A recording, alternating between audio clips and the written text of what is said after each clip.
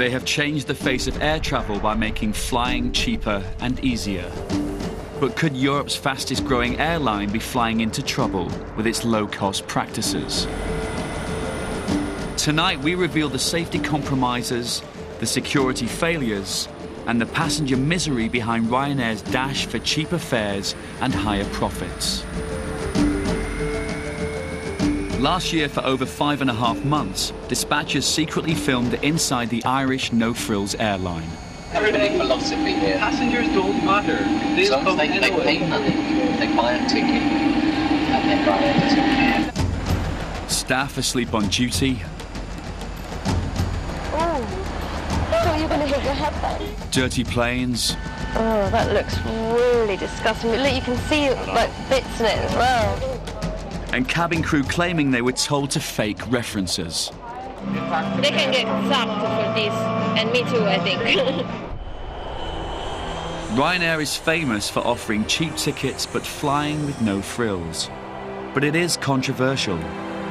Last month, the journal Flight International called for a safety audit of such low-cost methods. Meet Charlie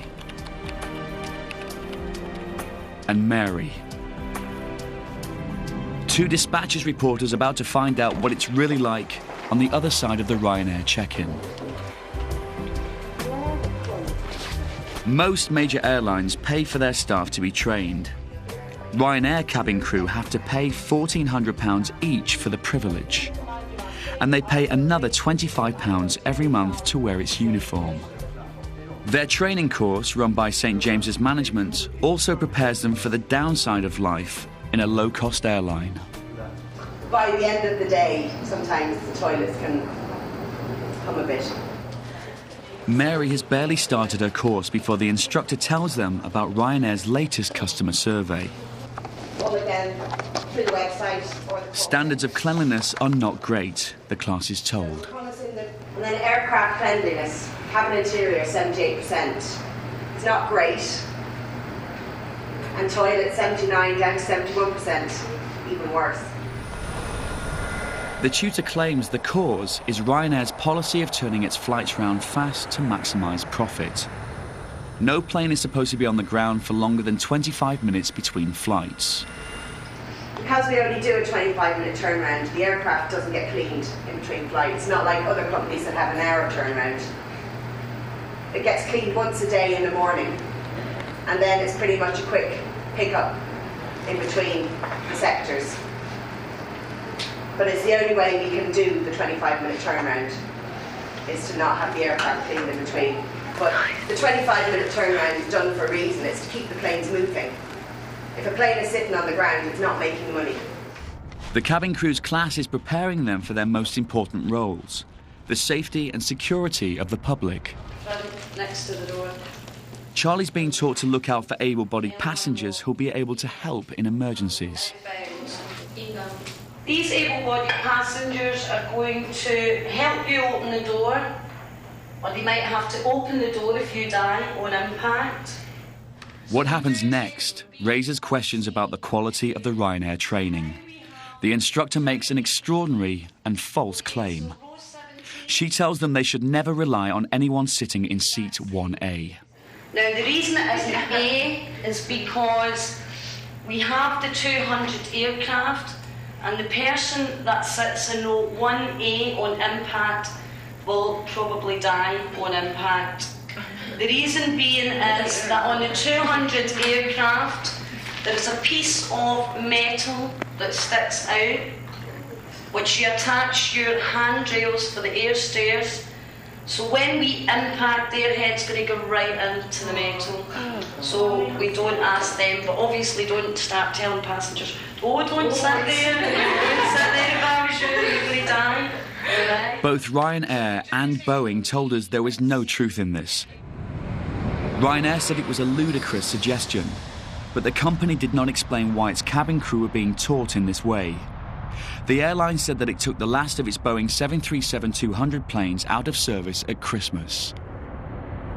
On hearing the command, you must take up your brace position and continually shout, brace, brace to the passengers. How are we going to shout, brace, brace? Loudly. Loud, really loud. How? Brace! Brace! The training covers sales, customer relations, and safety and security procedures, and it lasts for 5 weeks. But our girls spend little of their time on aircraft. Mary finds everything is geared towards passing a written test. You know, when people are asking questions like, oh, well, what should we do in this situation? She just responds by saying, well, don't worry about that. That's not in the exam. Just learn this for the exam. You need to know this off by half the exam, so just learn this. Which isn't really good in practice, because if you're just learning to do certain things and not learning the reason why you have to do certain things, then when it comes to actually being up there in the air, I mean, how well are you really going to perform? In 2002, fire broke out in the engine of a Ryanair plane, and the passengers had to be evacuated. 2 of the cabin crew were not able to open their doors without help. Then 6 passengers were allowed to exit into the danger area. Air accident investigators said that cabin crew training should be reviewed in light of this incident. Some of the Ryanair cabin crew told our reporters they had spent little time on planes during training. What was it like when you did your practical? We got on the plane and we literally practised the safety demo. I had to sit in the cockpit, open the captain's window, and that is all we did. And it took us about 2 hours for me to get off the plane, and we never did it. And these recruits, who are coming to the end of their course, are beginning to ask what they paid their £1,400 for. Yeah, but you'd think that be able to practice on planes. It's over there. They were not. This what we said on the last course, and there was 35 of us, and then they had 41 grand or whatever it was out of us. Yeah, that's right. 98 grand they've got out of these 70 people. Right. So you think that they would take one of them aircrafts out of service? For the day or for the morning, yeah. Are other airlines the same, or do other airlines you can practice? Other airlines have got simulators and stuff like that.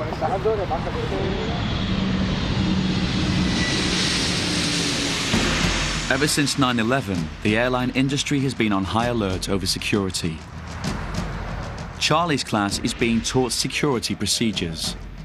As the class starts, the instructor announces there'll be an exam at the end of this session. But he is going to make it easier for them. There's a lot to take in. There is an exam today. Right? There is an exam. And I don't worry too much about it, because when I tell you this is important, right, make sure you take note and write it down. Don't forget, when somebody gets just why it's important soon becomes clear when he hands out the exam papers. They've seen no direction from the Department of Transport to tell me that this is a closed book exam. So, not having any direction, I will let you have your notes. So your name and the date will go on it, and that should be the hardest part. So he told them before the test to write down the key points. Then he told them they could sit the test with those notes in front of them. Now he's about to make it even easier. He helps one girl in front of the whole class with the answer to the very first question. Okay there?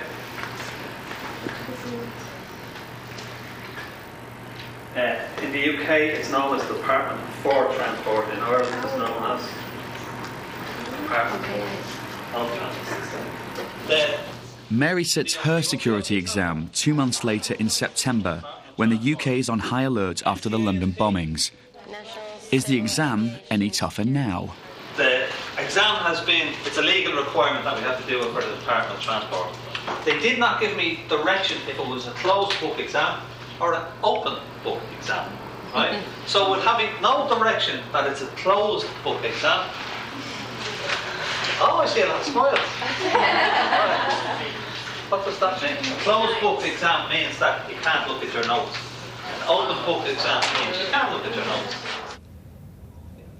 This is Chris Yates. He's an aviation security expert. We took some of our evidence to show him. This is not effective security training. To put somebody through an exam of this nature, but actually give them the answers to the questions that they're being asked, well, I'd rest my case. Ryanair deny that the security exam is open book and say that the pass mark is set very high. The Irish Department of Transport told us that they would expect that trainee cabin crew would not have access to course material during the test. St James's management, who run the course, said that the training fully complied with Ryanair and European requirements. It's graduation day and a celebration for the dozens of new cabin crew. Our girls step forward to collect their wings. Within days, they'll start working on the planes. Hello. Thank you. If you sit anywhere before the last 3 rows. The airline doesn't know they are reporters, although we've had their backgrounds checked. But then Ryanair doesn't really know the background of many of their classmates either. In part 2, our reporters film the daily security risks which affect Britain's fastest growing airline.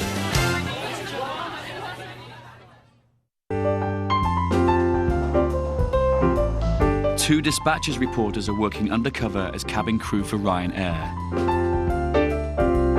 Airlines need to be able to vouch for every person who has access to the flight deck. Cabin crew have to provide a clean police record, 5-year employment history, and a character reference.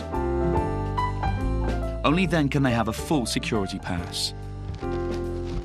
But we found that Ryanair has been letting many of its Stansted cabin crew work for long periods on temporary security passes, which require no background checks. This girl says she's been flying for months without a criminal record check. How long have you been on temporary ID then? 3 months. So when you went to Dublin, when you're in Liverpool, Dublin, and here, you've been on temporary ID the whole time. And they've allowed you to change bases and still be on temporary ID. Have you got all your references today? So you haven't had your criminal record check back? Some of the other cabin crew are also worried that things aren't right with their passes. How do they know you're criminal? That is quite strange. I could, plotting something, do you know what I mean? People using temporary passes should always be accompanied by staff with full security clearance.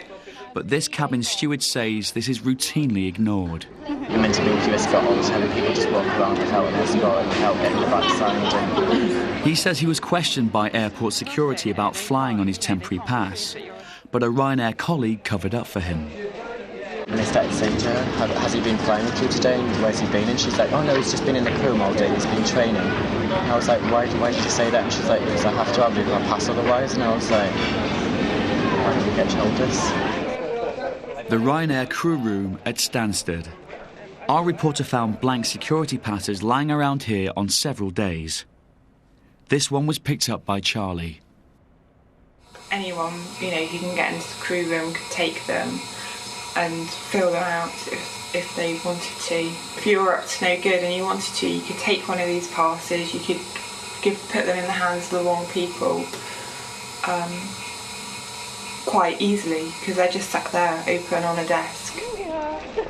This girl reveals an even greater security breach. She's having problems getting clearance because she has gaps in her education and employment history. Hello. New haircut. But she says a company supervisor has suggested she gets a colleague to write a fake reference for her. 2 weeks ago I said I'm going home, so when I go home I can ask my friends to do it. She said no, it's too late to find somebody in the crew room. Yeah, she asked me, and apparently I'm not the only one. So there's people who, they're just getting people to sign people's references who have only known them a matter of 2 months. Yeah. I know it's not the way it should be, but they can get sacked for this, and me too, I think. But she knows me for 2 years. Like she was coming to Sicily on holiday, and we met there. But I know, and I wrote one for her as well. I wrote one reference for. Like we swapped. Oh, so you did it for her as well? Yeah.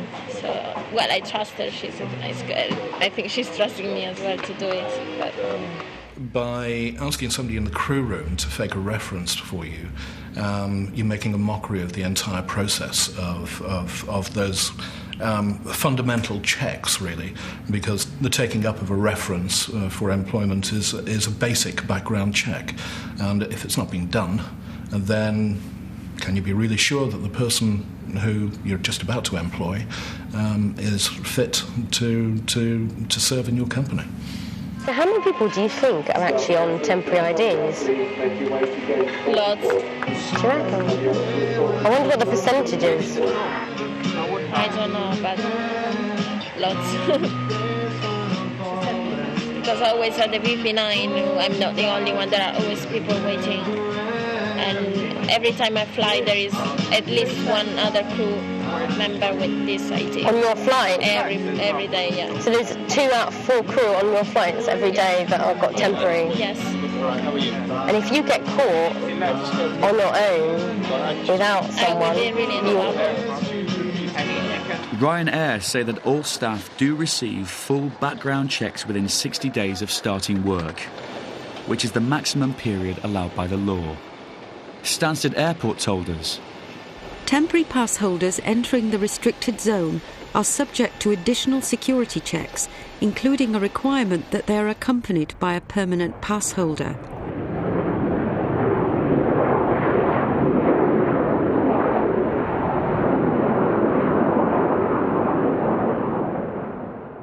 Our reporters found that Ryanair couldn't always vouch for its passengers either. The international travel rules are clear. No one should get onto a flight without showing a valid passport at the gate. Our reporters saw Ryanair breaking this rule when crews were under pressure to turn flights around fast.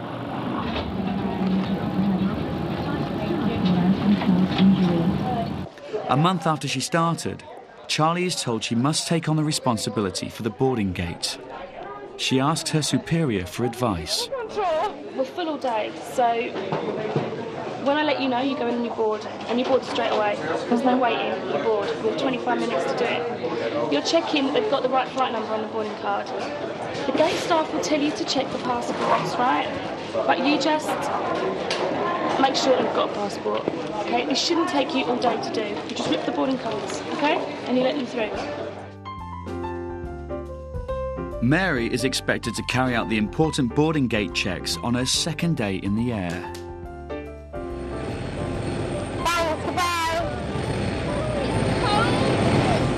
A few days later, Mary lands at Gothenburg Airport in Sweden and heads to the boarding gate. Good afternoon, ladies and gentlemen. Ryanair are pleased to announce the departure of flight FR967 to London Stansted. She finds that the ground staff at the airport are letting people through without checking their identities. Do you not check the passports? No. Okay. There are rules on ensuring that the person who's getting on a plane is the person who should be getting on that plane. In other words, that the name in the passport matches the name on the boarding card, and the picture in the passport matches the person standing in front of the gate staff. So do you not have tickets, proper boarding cards here? Yeah, we only have these. You only have these? And you don't check people's passports when they come through here? So anyone could get through here, couldn't they? They have to show this when they go to the security control. So if they don't have it, they can't come in. Yes, but someone out there could hand that to someone else, couldn't they? Yeah.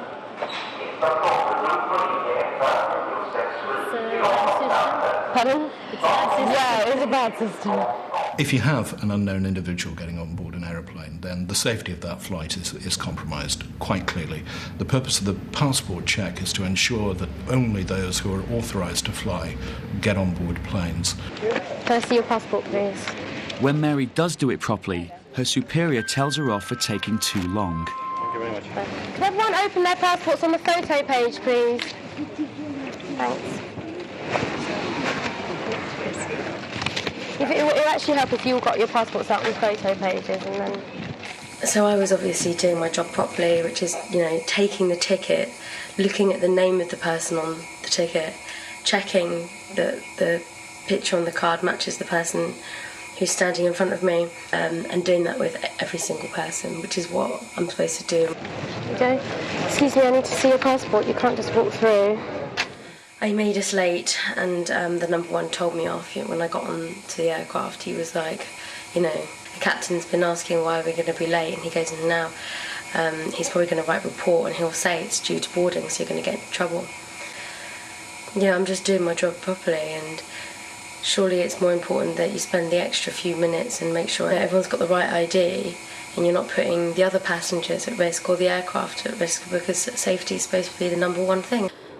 Ryanair say all boarding staff are instructed to check passports on every international flight.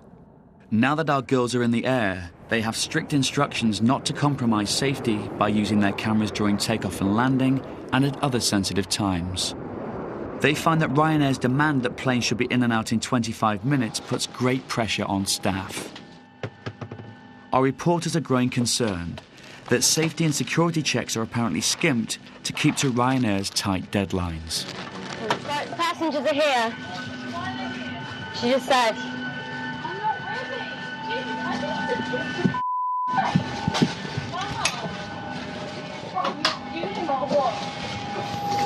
Yeah. And all this as well. Oh look, the passengers are coming. Stop it, excuse me. No, go down. No, sorry, stop, go down. Way down, please, way down, run. Oh, what is this? And because it's a crew's job to tidy an entire plane, they are often left still holding the rubbish while greeting the next lot of passengers. There's a more serious side to this. The rush means they haven't even started the required security checks. Oh, hang on, passengers are here. Just 1 second, please. Sorry, just hold on 1 second, we'll just do the rubbish. I thought you have to... First thing that I noticed was that you don't really get time to do anything whatsoever. As soon as we got on the aircraft, I mentioned about whether I should go and check the life jackets, but the other crew members were like, no, don't bother, you don't have time. So I check the life jackets? What do you mean? Under the seats? If you really want to. Basically, all you have time for is to cross over the seat belts in the seats, check that the hat bins are empty, check that there's no rubbish, and that's it. You don't get time to check everything properly, do you? You don't get time to check everything properly or then under the seat. A European security inspection reported in the press last year disclosed breaches in the Ryanair security. The report said that a suspect package was planted on board a plane in Dublin to test cabin crew, and they missed it. Our reporters are noticing that basic checks are skipped, even when the crew does have time. This steward hasn't done all her checks and doesn't seem to care. Do you check the life jackets on each turnaround? Does anyone check them? You could say, if you pay only 1 cent for ticket, don't expect that you have life jacket underneath your seat. Obviously, if some of the rules are being bent here to fit the time pressures of a turnaround for one of these aircraft at any given airport anywhere, then perhaps the airline should be reassessing the amount of time that it does turn one of its planes around to make sure that all of the standards, all of the rules are followed. It's a familiar story to this former Ryanair cabin crew member. About the turnarounds, you should make a security check. I don't know, once in a while you can do it, because in those 25 minutes that then they become 20 or 15 or they become less than what you need. Already 25 minutes are not enough. And there's still more rubbish I haven't been able to collect because I haven't had anywhere to put it. It's always maybe the worst moment of the day. In 25 minutes you have to do disembark passengers, clean all the cabin, make sure that everything is okay. It's really starting to smell in the toilets as well. Oh. Charlie finds something far more concerning than a dirty plane. The slide on this emergency door appears to be showing a fault. The slide would not inflate, and passengers would have to find an alternative escape route. Have you ever seen it like that before? Huh? Have you ever seen it like that before? I know. It definitely looks like it's in the red bit to me. Yeah, it's that's why I understand. He wasn't worried about it. It's always got to make sure everything. Yeah. Hasn't one. No, you did the right thing.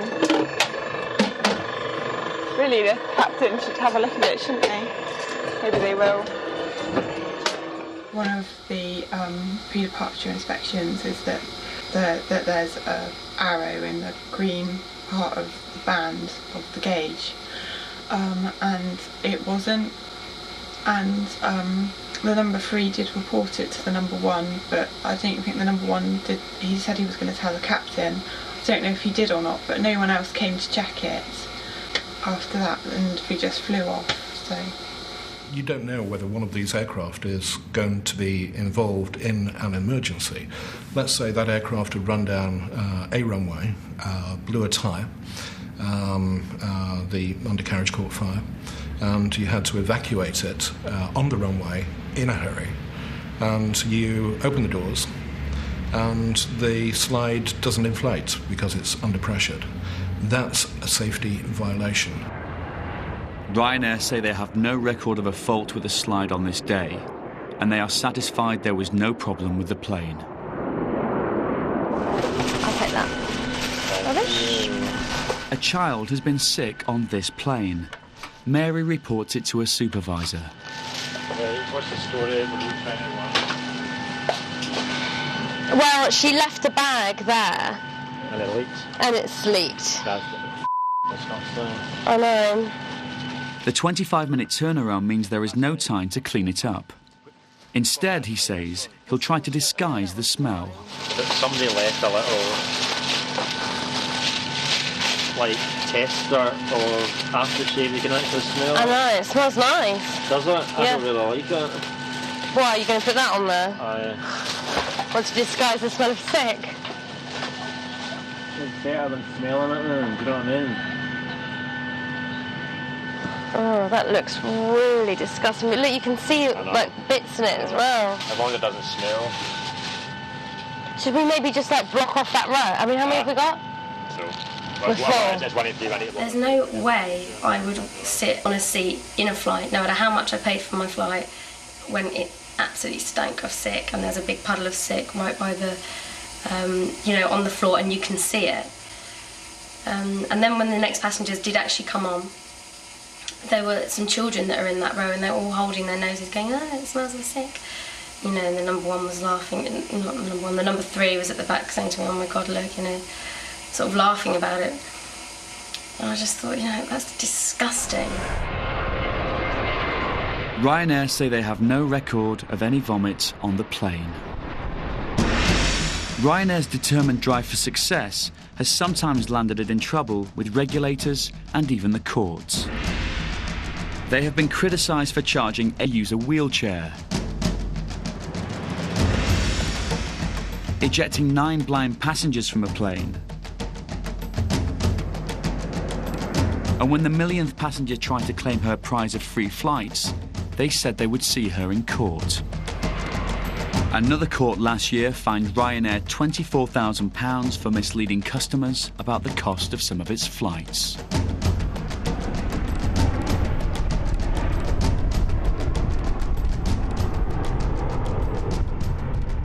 Simon Evans heads up a consumer watchdog. Part of his job is to keep airlines like Ryanair in line. They're forever pushing the boundaries, and even if what they're doing isn't illegal, it might be on the cusp of, and they need to be brought back all the time.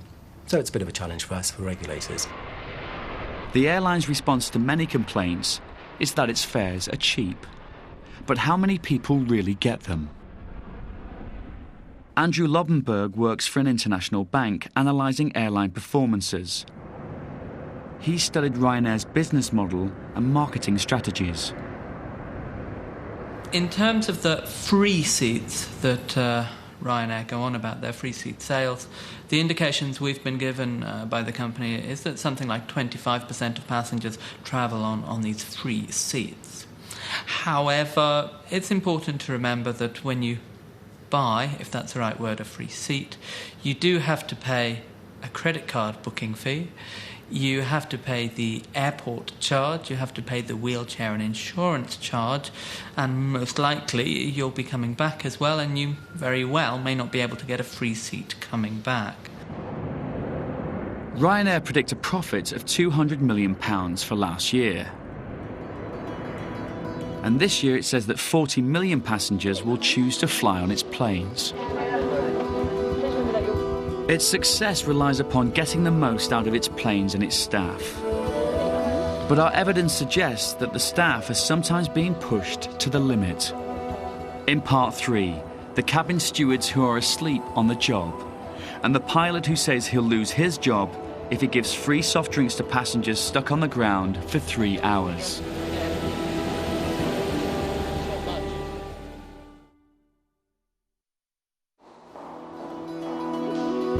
Our undercover reporters are hearing complaints from Ryanair staff about hours and pay on a daily basis.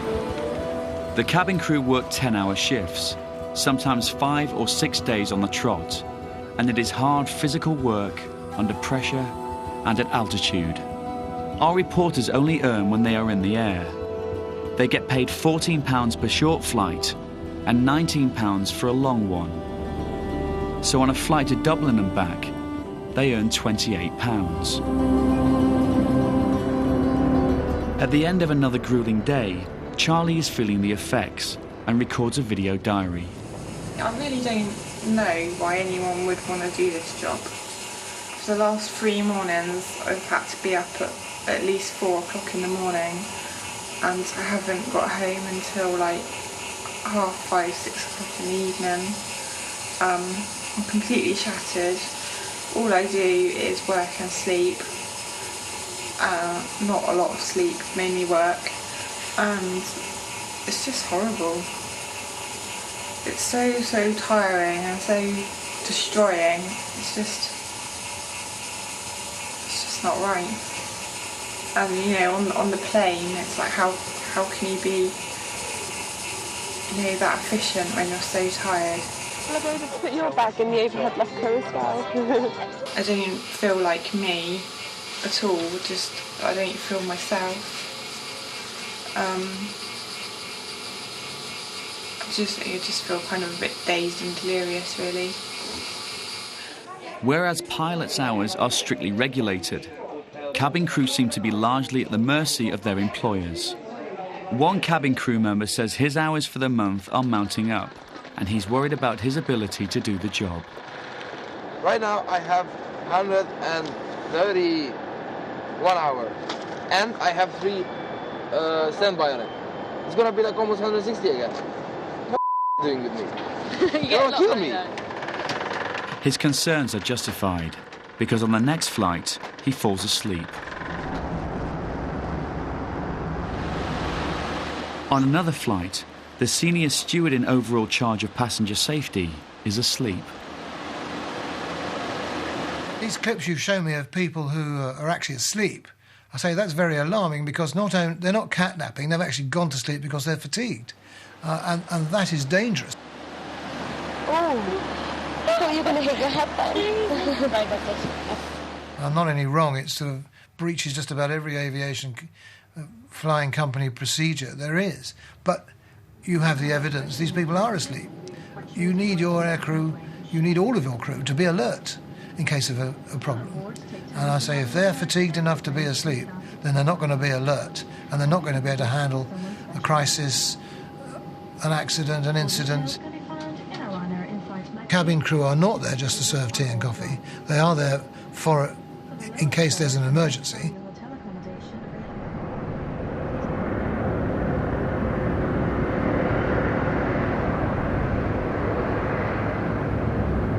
During a rare, quiet moment, Mary seizes the opportunity to chat to a co-pilot about his working conditions. When are we, so how many hours from? Do you do a month? Me? No, it's 9.9. And is that like the right amount? Maximum's 100. So they take us right up to the limit. Oh, do they simply don't have enough pilots at Ryanair. Really? Yeah, they're selling all these tickets, all these airplanes, all these routes, but not enough pilots to fly the airplanes. So, as a consequence, we're all doing as much as we can. We're only supposed to do about 70 a month because we're limited by 100 hours over 28 days and 900 hours in a year. Oh, right, so yeah. If you do 100 hours in a month, you can only do 9 months. And then you get, so at the moment I've got February and March and quite a lot of January off, just cannot work. If I carry on flying at the rate at which I'm flying at the moment. Does anyone ever come in even though they're not available? Well, the company can be quite, the company can be quite naughty that they'll take you up to 897 hours, so there's 3 left, which means in an absolute dire emergency they can use you. The cabin crew must do loads and loads of hours because there's loads of days when they're doing like, 10, 11 hours a day. Yeah, and because you're doing airport standbys and stuff as well, you're actually coming into work more often than we do. It's criminal what you guys have to do. A common criticism of Ryanair is its failure to assist passengers when things go wrong. Some passengers have found themselves abandoned at far-flung airports with no way of getting home.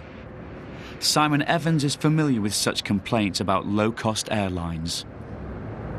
Another area where the model impacts on passengers when things go wrong particularly is another way of keeping the costs down and being able to deliver low fares to some of their passengers is to fly to remote airports or airports that are not the main airport serving a main city. They do that because the costs are lower.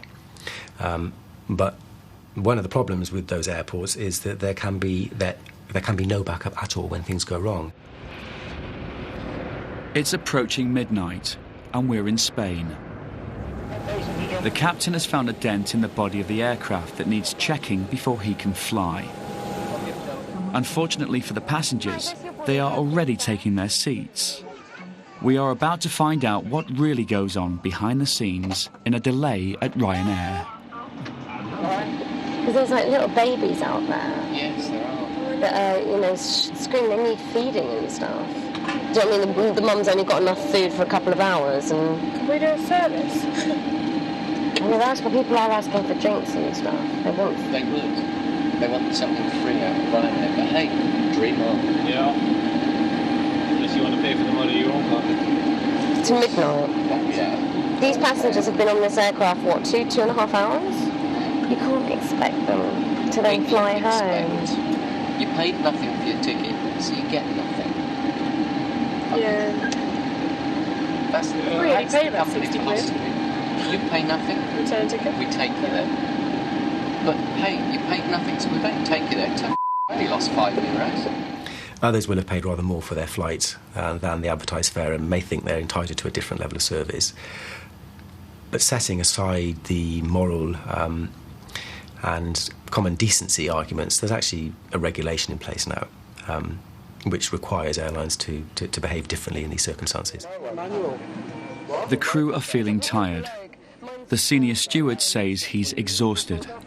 There is a discussion about whether they should postpone the flight until the morning, but the captain says it's more than his job's worth. So, do you think that if you said, right, I don't want to fly this aircraft, my crew are tired, we're tired, the flight deck is tired, then you'd get in trouble for doing that? No, definitely. Probably fired, definitely demoted. Probably fired? Even though you're the captain? Almost probably fired. Do you not have any rights? I thought you were like head honcho. No, yes, that's the theory. No, they'll fire you. They did it to the guy on Saturday in Dublin. Saturday, just gone? Yeah. They demoted him. He refused to do 2 extra sectors. He said he was too tired. And they demoted him on the spot. What, from a captain to a first? That's terrible. Does that mean a deduction in pay? Yeah. Just a lot. Yeah? That's safety as well. You want to fall asleep? And this guy has been in the company 10 years. Serious? But could you not say... Because was he out of hours, or was he just being like... No, it would have been legal, but what he was saying is, I don't feel able. And they demoted him. The pilot in question appealed against the demotion, but was told it would stand. Ryanair says it does not accept that it was a bona fide claim of fatigue. And now a number of pilots have written to the Irish Aviation Authority expressing concern over their power to make important decisions. Do you have a camera on your phone? No. Meanwhile, our captain has now learned that he can't fly to Stansted and will have to divert. But he has no intention of telling the passengers for now. So you're going back about 2 in the morning? Yeah, at Luton. At Luton? Yes, Stansted is shut. What?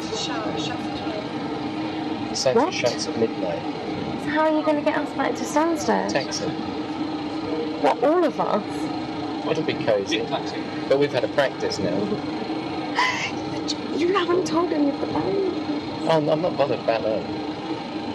Would passengers be able to get any compensation because they'd say that they've been delayed and this is out of their control? Once again, Ryanair. You missed the point of Ryanair, haven't you? Even in that 5 weeks, you never picked up on Ryanair. Take everything, give nothing. They would only delay a flight due to a technical reason on safety grounds. And if a delay is for safety, they don't pay compensation. So, a little clause. Well, they're out of it. And let's face it, if you want to get money out of them, you're going to have to sue them, which is going to cost you a fortune. Yeah. The passengers have been sending complaints forward to the captain, and now an angry spokesman comes to the cockpit to argue their case. We've been here 3 hours. I appreciate that. What I'm asking you to do is to forget about the Ryanair rulebook and offer people some non-alcoholic drink and food free of charge now. They can have water from the galley if that's available. They're not one to that. But we cannot open the bars. It's not within I'm not talking about alcoholic drink. No, I'm talking about juice. I'm talking about Coke. Yeah, but they're locked in the bars. The bars are sealed.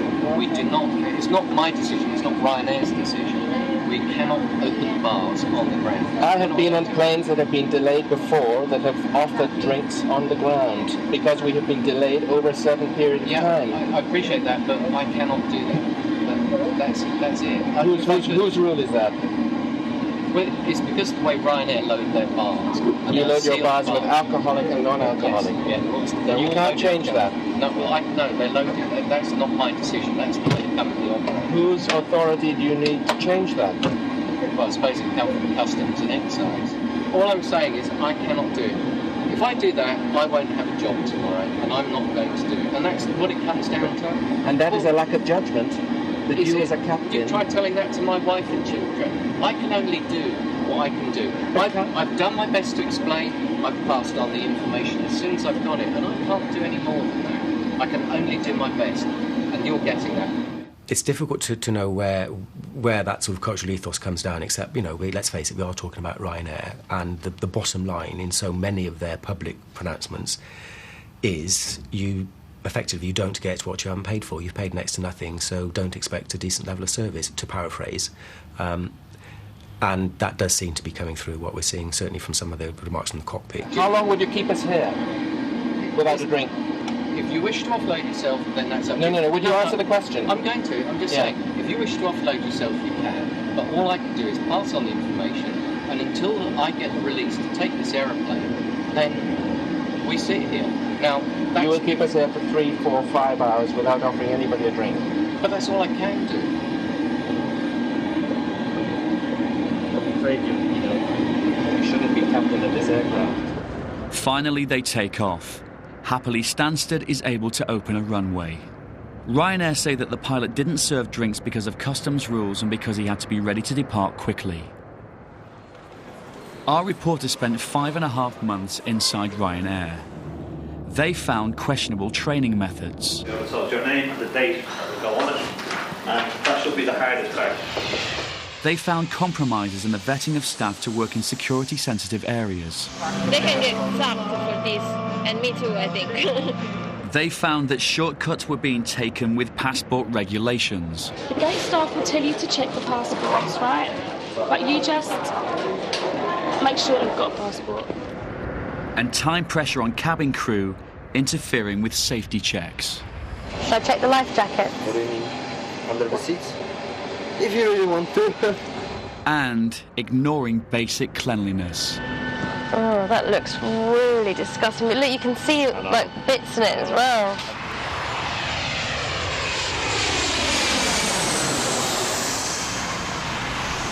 Ryanair gave us a statement in response to the programme.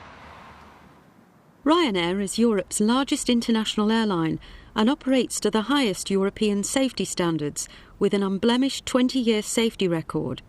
Ryanair's operations are regularly audited and checked by the independent aviation regulatory authorities of Ireland, the UK and each of the European countries to which we fly.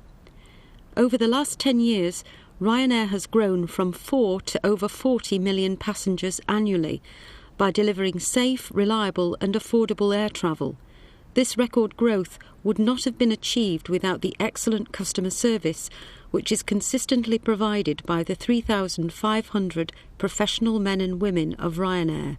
We have provided detailed written responses to show there is no substance to these allegations. Ryanair pilot and cabin crew rosters minimise the possibility of fatigue. No pilot flies more than 900 hours per annum, which averages just 18 hours a week. Our cabin crew rosters also disprove this programme's claims. Should the programme, which Dispatches has not shown to Ryanair, identify any isolated breaches of Ryanair's own policies or procedures, then these will be thoroughly investigated in conjunction with both the IAA and CAA. Unfortunately, Ryanair's policy has not filtered down to all of its staff. You're not getting the whole Ryanair concept, are you? No, you've missed it somewhere. Company philosophy here. Passengers don't matter. As long as they pay money, they buy a ticket, and then Ryanair doesn't care. That's it, yeah. And if you piss them off, as soon as they've got their money, there's plenty more that will take their place. And if you want to find out more, just log on to channel4.com/dispatches and take part in our poll. Next on 4, Body Shock meets the most extraordinary family you'll ever see. The 80-year-old children in a few minutes.